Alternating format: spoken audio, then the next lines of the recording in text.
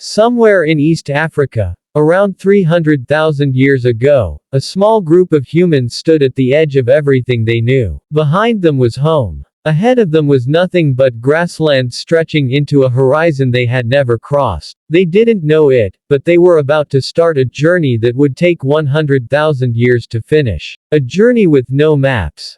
No plan. No idea where it would end. And by the time it was done, their descendants would be standing on every continent on Earth, speaking thousands of different languages, completely unaware that they all came from the same handful of footprints in the African dust. This is the story of how we got everywhere.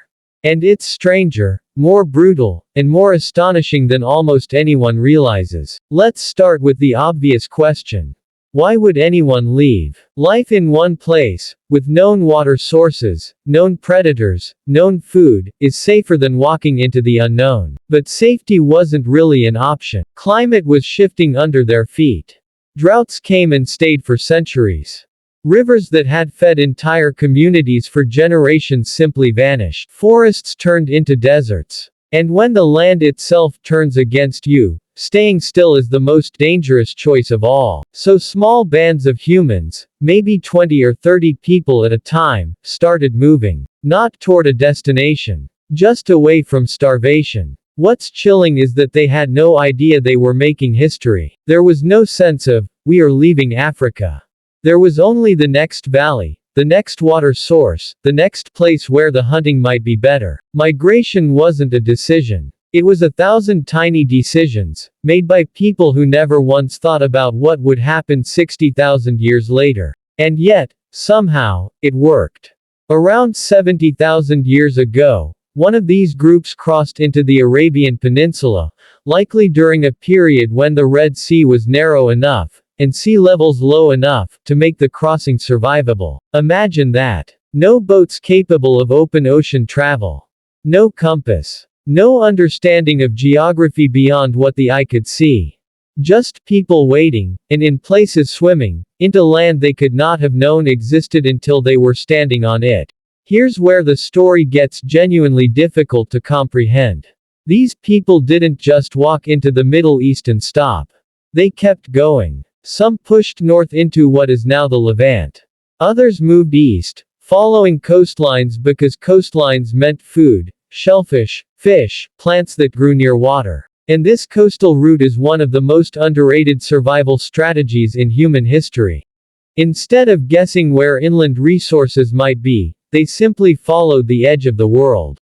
The ocean became their guide rope, wrapping all the way from the Arabian coast to South Asia, then Southeast Asia, then eventually, almost unbelievably, to Australia. And Australia is where the story stops making sense in the best possible way.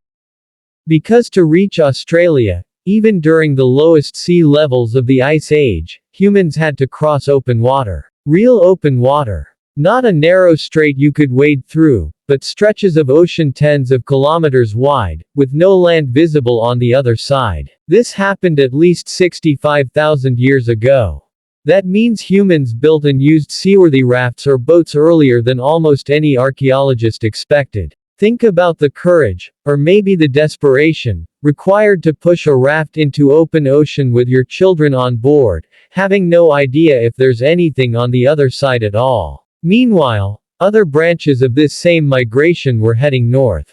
Into colder, harsher, more unforgiving territory.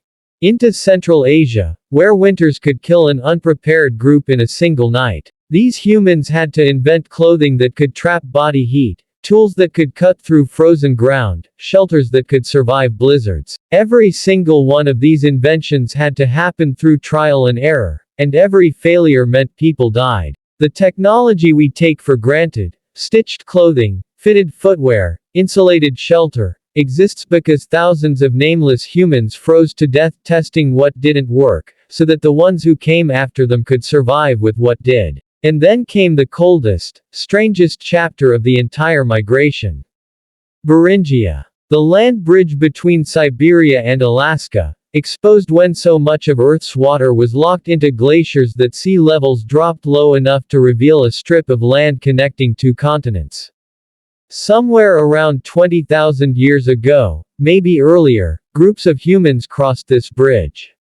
Not in a single dramatic dash, but slowly, over generations, possibly even pausing on Beringia itself for thousands of years, a population living on a strip of land that would later disappear underwater completely, erasing almost all direct evidence that they were ever there. Think about what that means.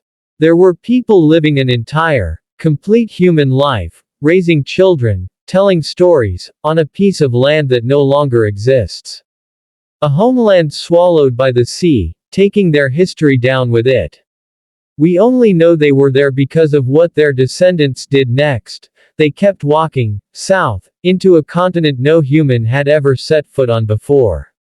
North America. Then Central America. Then, remarkably, all the way down to the southern tip of South America, a place called Tierra del Fuego, nearly as far from Africa as it is geographically possible to walk. By the time this branch of the migration reached the tip of South America, roughly 11,000 years ago, their ancestors had been walking, rafting, adapting, and surviving for almost 90,000 years. 90,000 years of unbroken movement, generation after generation, none of whom could have imagined how far their descendants would eventually go. Here's the part that should genuinely stop you in your tracks. Every single non-African population on Earth today, every European, every East Asian, every indigenous American, every Pacific Islander, descends from this one wave of migration that left Africa roughly 70,000 years ago. Not multiple waves from different points. One wave. Which means the 8 billion people currently alive outside Africa are, genetically speaking, descendants of a population that may have numbered only a few thousand individuals when they made that first crossing into Arabia. A few thousand people. That's it. That's the bottleneck the entire non-African human race passed through. If a handful of those groups had died, if the crossing into Arabia had failed, if the raft to Australia had capsized, the demographic map of humanity today would look completely different, or might not exist outside Africa at all. And this is where the story becomes less about geography and more about what it actually means to be human. Because what pushed this migration forward wasn't ambition. It wasn't curiosity in the way we romanticize it today. It was necessity, resilience, and an almost incomprehensible tolerance for uncertainty. These people left everything they knew, over and over again, across generations, without any promise that the next place would be better. Most of the time, they had no way of even knowing if the next place existed until they were standing in it. We tend to imagine our ancestors as primitive, as lesser versions of ourselves. But consider what they actually accomplished. They crossed deserts without maps. They built boats capable of ocean voyages, without ever having seen a boat cross an ocean before. They engineered clothing for Ice Age winters using bone needles and animal sinew. They adapted to environments as different as tropical rainforests and Arctic tundra, sometimes within the same family's lifetime of movement. No species had ever spread this far, this fast, using nothing but cooperation, adaptation, and raw endurance. And the most humbling part of all this is how invisible it is to us now. We fly across oceans in hours. We drive across countries in a day. We've forgotten what it took, physically and psychologically, to make these journeys the first time, without any certainty of survival, without any guarantee the destination even existed. Every single time you look at a world map, you're looking at the footprint of a migration that took 100,000 years, undertaken by people who never once saw the whole picture, who only ever saw the next valley, the next coastline, the next horizon. So when you ask how ancient humans traveled the world, the honest answer is that they didn't set out to travel the world at all. They were just trying to survive one more season.